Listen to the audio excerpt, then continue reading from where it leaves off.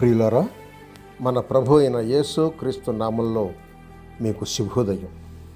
ఆయనను గూర్చి అనుదిన ఆత్మీయ ఆహారం, జూన్ 25 గురువారం. నేటి మన ధ్యాన లేఖనం రూతు గ్రంథం 2వ అధ్యాయం 3వ వచనం, పాత తర్జుమా. అప్పుడు ఆమెకు సంభవించిన గతి ఏదనగా, ఆ పొలములో ఆమె వెళ్ళిన భాగము ఎలీమెలకు వంశపు వాడైన బోయజుది. వ్యాఖ్యానాంశం: లోకమును ప్రేమించిన తండ్రి ప్రేమ. వ్యాఖ్యానాంశం: లోకమును ప్రేమించిన తండ్రి ప్రేమ.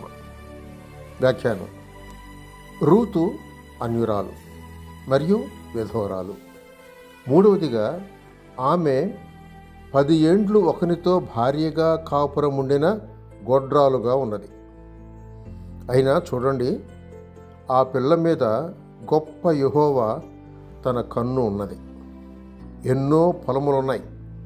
10 లేక 100 పొలాలలో అలనాడు రూతు వెళ్ళి పరిగి ఏరుకోవచ్చు. కానీ యెహోవా ఆశ్చర్యంగా బోయజు పొలానికే ఏమీ తెలియని ఆ బేద పిల్లను నడిపించాడు.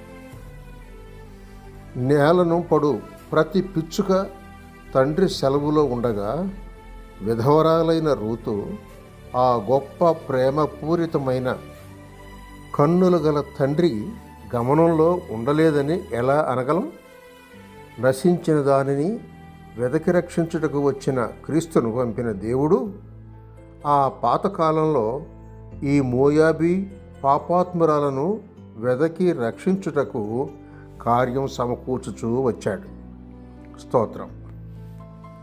నన్ను పంపిన తండ్రి వానిని ఆకర్షించితేనే గాని ఎవడనూ నా యొద్దకు రాలేడు అని యోహాను సువార్త 6వ అధ్యాయం 48వ వచనంలో వ్రాసిన వాక్యం దీని అనుబంధం. రక్షణలో తండ్రి ఆకర్షణ ఉంది, తండ్రి ప్రేమ ఉంది, తండ్రి ముందెలివి ఉంది.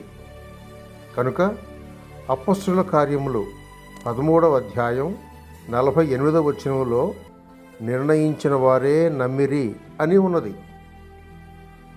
మరి నీవు దేవుని ఏర్పాటులో లేవా? లోకమును ప్రేమించిన దేవుడు నిన్ను ప్రేమిస్తూ ఉన్నాడు. ఆయన యొద్దకు రండి. సహోదరుడు సైలస్ ఫాక్స్. శుభములతో.